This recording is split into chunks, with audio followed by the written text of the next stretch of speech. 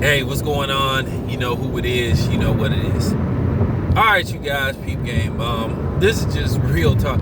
You know me as a 45-year-old black man from Oakland, California. This is just. I just gotta be completely honest with you, and I'm not talking about no specific person because sometimes people be thinking you talking about a specific person, and I'm not. I'm not talking about nobody. Because it's just a lot of dudes on here that just think the same, so they just think that you talking about them when you really ain't. This is just my own personal perspective, my own personal opinion. Man, the fuckery that is going on in boxing is just atrocious, and it's just downright shameful. I mean, it's just in every division. It's just with fighters of all walks of life.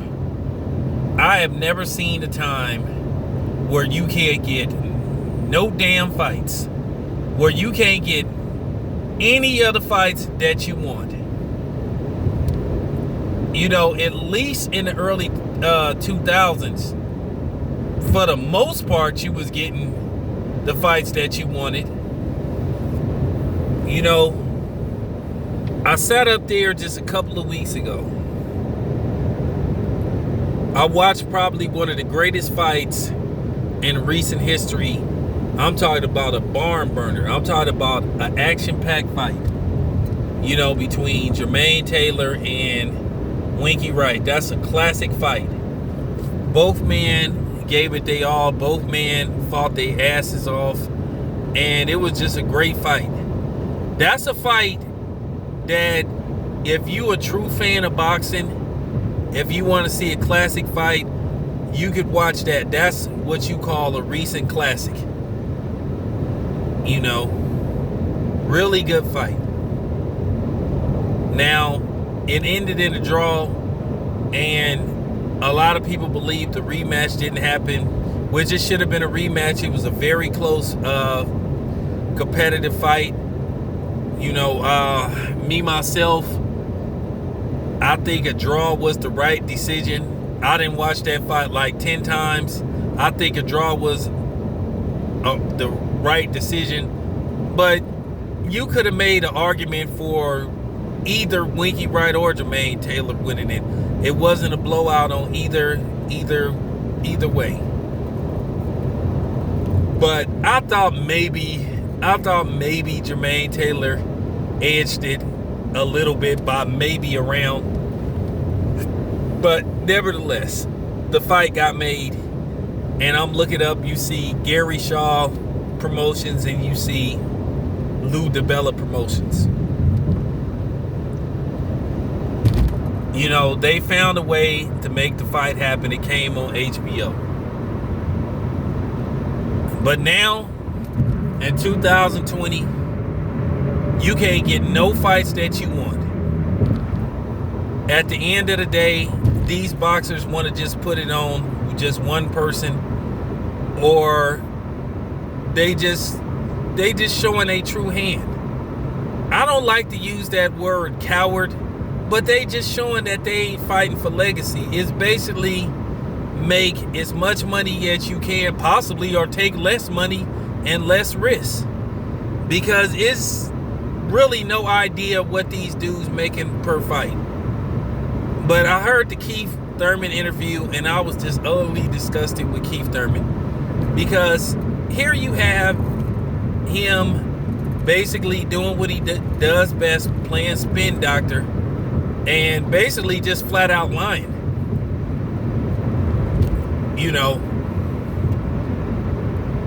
Just lying about why he can't fight this dude, why can't he fight that dude. Now, he talked all this shit about Bud, then as soon as Bud come up there, nobody don't want to fight him. And then everybody, everybody hollering about he should fight Sean Porter. But once again, Sean Porter don't have no belt.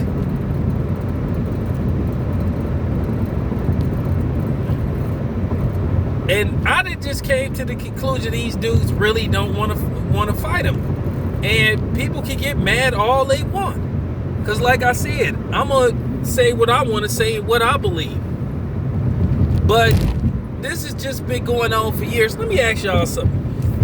For the people that's in that 40 to 45 range, or should I say 40 and up, even going as far back as your 60s, do you guys ever remember Muhammad Ali in the tail end of his career, or the Muhammad Ali days?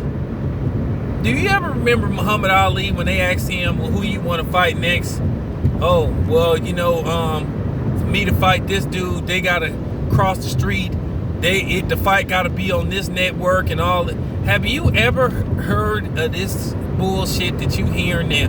Did you ever hear Larry Holmes saying, oh man, well, I'll fight Tim Witherspoon, but the fight gotta be on ABC or it gotta be on HBO? These dudes didn't care back then. Them dudes didn't give a damn what network the fight was on. All they cared about is getting in the ring and getting paid and trying to fight the best fighters out there to solidify their legacy. These dudes now, they don't fight for no legacy, and then they want to hide behind promoters. They want to hide behind advisors. It's excuse after excuse after excuse. And then you got the fanboys of these fighters, or should I say the TV programming, where they gonna cap for anything that some dude that they like does. They gonna make excuse after excuse. You looking at the situation with Jamal Charlo. He's supposed to be getting all these offers, but then he won't take them. But he's not being allowed to take them. Now, to be fair, I can't really say what it is. I don't want to say what it is. But there could be something that could possibly be a game changer that could jump off maybe between May and July. But if so, that still may not help. Because at the end of the day, nobody want to give us the fights we want. At the end of the day, these fighters are selfish. They don't care about the fans. They don't care about their legacy. And some of them act like they don't care about money. I just don't understand why these dudes are being talked out of taking, big time paydays not to go somewhere and fight somebody else. I just don't understand it. I will never understand that shit. And like I said, you got the dudes that got their channels that make excuses for this fuckery. It's always the excuse. People sit up there, they got something to say about Demetrius Andrade fighting Billy Joe Saunders, but damn, how much fucking long is he supposed to wait for Charlo to say yay or nay? I mean, how much longer? And then if you ask Charlo, he gonna say, hey, I didn't get this, I didn't get that. You need to ask Al Heyman. How the fuck we gonna ask Al Heyman when Al Heyman won't talk to us? So that don't make no kind of sense. It come across as a cop-out.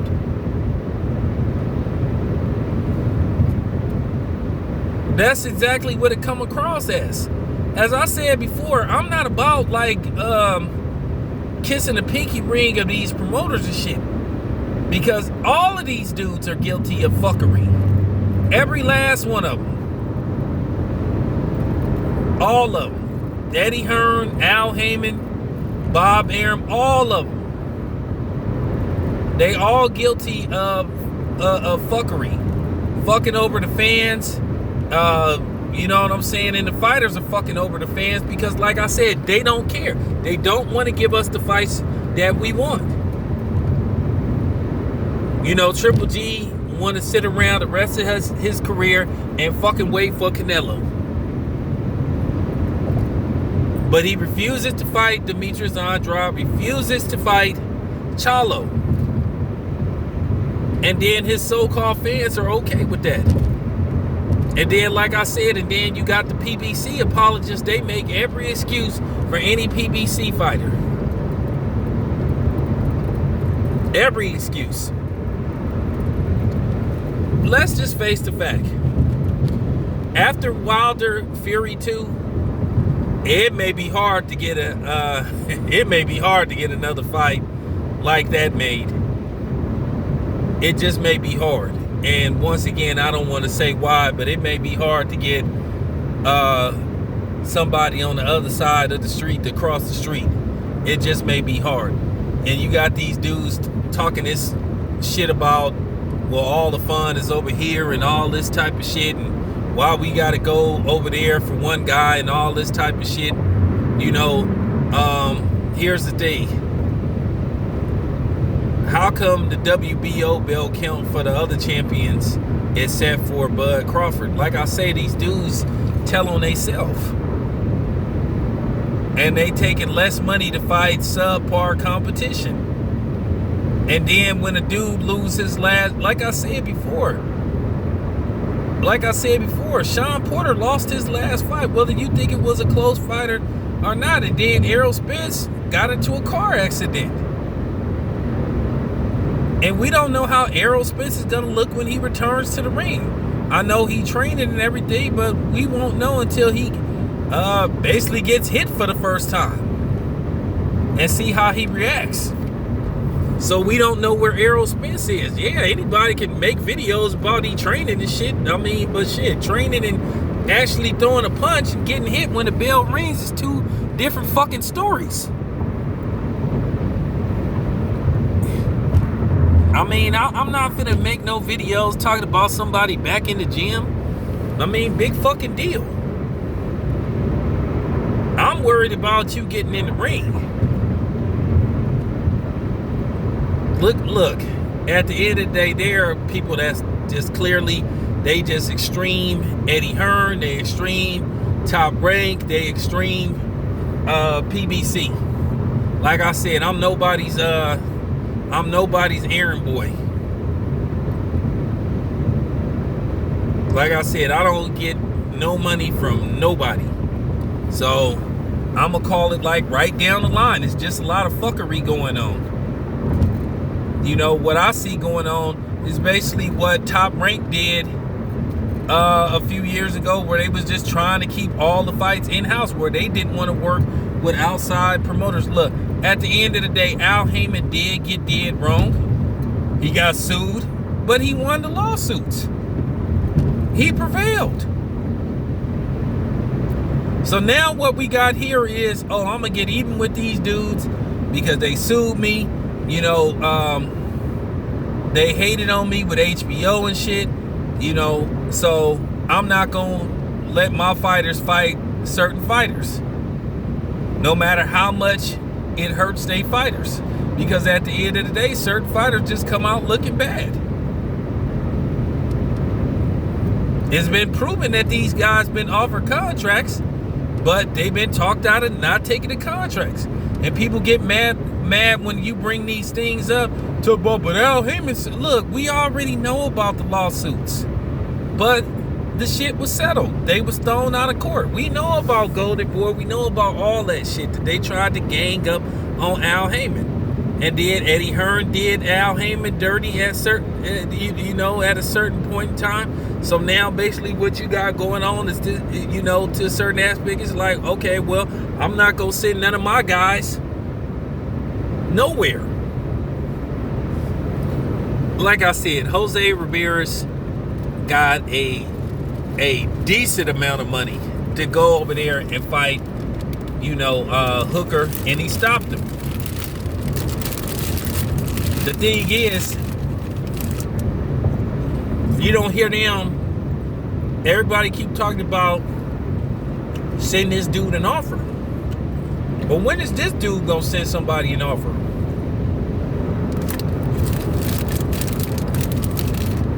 That's the question I'm asking. Well, what about y'all sending somebody an offer? And you have to ask this question: do these dudes really want these fights? You hear one dude say one thing and then he do the total opposite. Oh, we waiting to hear from Bob Arum. Then they turn around and say, oh, well, he got to come over here. Well, okay, well, why don't you send him a contract? keep hearing these dudes say they their own boss. They can go fight anywhere they want to. But they getting told, don't take this fight right now. We can sit up there and say we want Ugas to fight Bud or fight this dude all we want, but the fight ain't gonna happen for whatever reason, because you got dudes that don't want to make fights. And like I said, none of these dudes give a fuck about the fans. None of them. No matter what color they are, they don't give a damn about giving us the best fights. For real.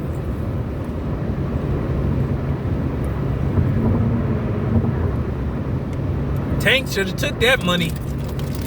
That was easy money to go over there to the zone and slaughter Tevin Farmer.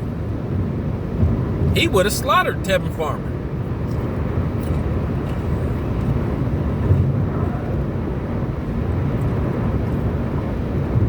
But like I said, none of these dudes care about the fans. You probably ain't gonna get Lomachenko versus Devin Haney or Lomachenko versus Tank. Already looking like you ain't gonna get Anthony Joshua versus Deontay Wilder. Because like I said, these fighters don't care about the fans, and neither do these promoters. They want to find the safest, risk-free, and most financial gain fighting a certain type of fight or fighter. And they all doing it. They're all guilty of doing it. But then they wonder why these fans don't show up to certain fights. Why pay-per-view sales is down. Because they're not giving us the fights we want. We shouldn't have to be making these videos ranting about certain fights that we want. All these fighters do is lie. Hey man, why can't this fight get me? Oh, I didn't get no contract. Well, so-and-so said he said, oh, that's not true. Hey man, what's up with you? Hey man, you gotta call this dude. That's all we hear now. Or you hear, oh man, the fight gonna happen, let it marinate, man. We tired of letting shit marinate, man. You let barbecue marinate. Not no damn fights. That's you. I mean, how much longer you gotta hear that shit? That shit is played out now.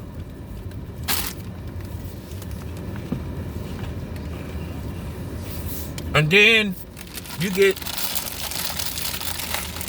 people that want you to talk like them. Like, we could agree to disagree, and I'm just voicing my opinion. I don't like what I'm seeing. I think it's dirty.